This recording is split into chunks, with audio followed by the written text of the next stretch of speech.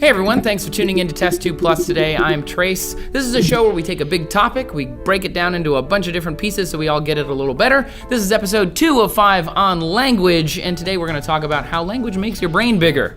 Literally, it does that. When you have a new language in your brain has to essentially grow in size. It has to make more connections. It has to learn how to do this whole new thing. And a Swedish Armed Forces Interpreter Academy had a study where students were tasked with learning a language at a very fast rate. MRI scans were showing that specific parts of the brain were developing in size. They were getting bigger just because they were learning a language. Another group was tasked with learning something else. Just something, you guys learned this. Their brain structures didn't change in size at all. So learning a language is really great for your brain for a number of different reasons. It also significantly improves cognitive function when you pick up a new language. A study found that young adults proficient in 2 languages performed better on attention tests, had better concentration as well than those who spoke only 1 language. This is a study published in the journal Frontiers in Psychology. There was also a landmark study in the Annals of Neurology by the American Neurological Association. And this was a longitudinal study. So what they did is, it was over time. They scanned kids' brains and then came back decades later and scanned their brains again, and they found better cognitive function at an older age when they learned a second language at an early age. So if they learned a language when they were young, they had better cognitive function when they were older. It actually slowed down brain aging and held off Alzheimer's in these people for more than 4.3 years, or approximately that. Cognitive functions were not hindered, and in fact, their brains were healthier as adults because they'd learned a second language as a kid. Isn't that great? Being bilingual or trilingual or more is really awesome for your brain. So what happens in your brain when you hear a word is that the sound is arriving in sequential order. So your brain starts to populate the rest of the word as it hears it, sort of like Google autocomplete, right? You start typing and you're getting things and it's trying to figure out what you're typing. It's the same thing, your brain does that too. So if I were trying to say the word canister, your brain hears can, and your brain just now when I said that started putting words together inside of itself. It was like can, Canada, cannot, cannery, cannabis, candle, canonical, canal. It was like, I'm trying to figure this out.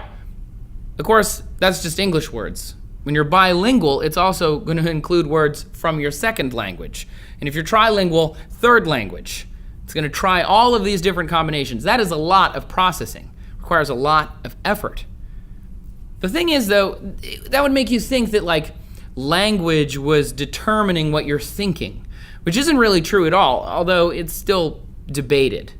One of our writers here came up with a quote based on a number of other different kind of ideas, which is, culture could be shaped through the prism of language, which we really liked. Nice one, Jules. According to Roman Jacobson, a world-renowned linguist, languages differ essentially in what they must convey, not in what they may convey, right? So language doesn't determine what you think, but it can determine how you think about things. So the word fork in French is a feminine word. In Spanish, it's a masculine word. Many Latin-based languages have masculine and feminine words. So the word playa in Spanish means beach, and it is a feminine word because it ends in an A. If it ended in an O, it would be a masculine word. So what they did in this study is they asked people to say a word, like the word fork, in a cartoon voice.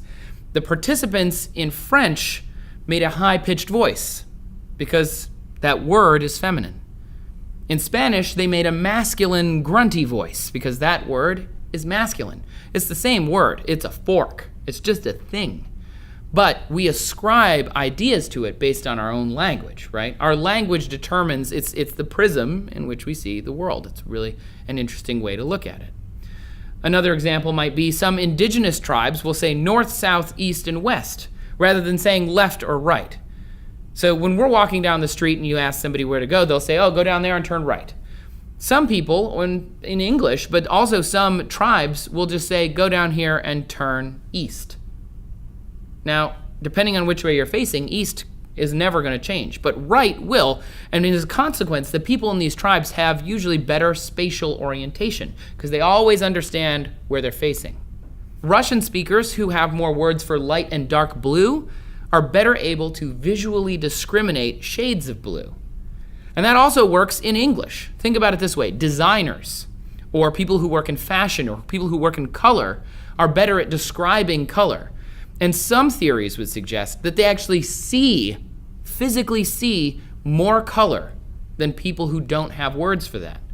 If you see 3 different pinks in a row, and some people say, well, that's pink, and that's magenta, and that's fuchsia. Some people would just say pink, and that's also pink. It's like a different pink, and that's a different pink. They may physically remember those things later as just one shade of pink, because that's how their language has changed their perception. English is a Germanic language, which makes languages like Scandinavian and Dutch easier to learn, and it's also Latin-based, which makes French, Italian, and Spanish easier to learn. The thing is, there's no origin sharing with Chinese, Japanese, Korean, or Arabic, so that makes them very difficult to learn.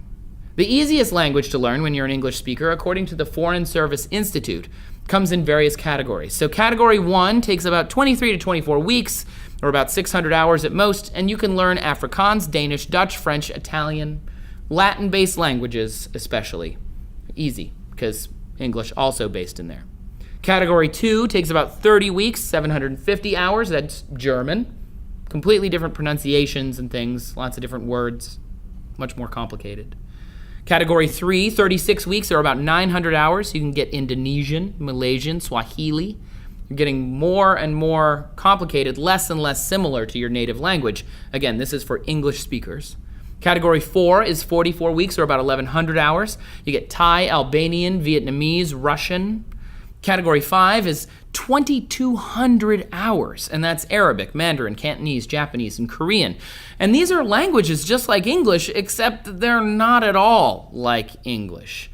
Some of these languages have basis in ideograms instead of, vocabulary construction in the way that English does. And on top of that, Mandarin very famously has tones. That is to say, it's got a variety of different tonal levels that you will have to speak in, and different tones mean different things. There's also something else when you get to things like Mandarin, where you have tonal languages. Languages where if I say hi versus hi, those can be 2 very different meanings. And this is why Chinese and similar languages are very difficult for English speakers. We're not used to speaking in tones. And science does say, though, interestingly, that tonal language speakers have distinct advantages when they're learning to play or at least understand musical instruments. Because a PLOS One study looked at Cantonese speakers who had no musical training. They possessed pitch and tone understanding similar to trained musicians, as opposed to English speakers with no tone base. We don't understand it as easily. So languages are good for your brain. I think we can all agree. Do you know any other languages? How many do you know? Tell us down in the comments. Make sure you subscribe for more Test 2 Plus. Come back tomorrow, and we're going to talk a little bit about how language evolves and also how they sometimes die. If you want to see that, make sure you subscribe. Also, check out yesterday's episode if you didn't already. This was episode 2 of 5 on language, so hopefully you'll come back tomorrow, and we'll see you then.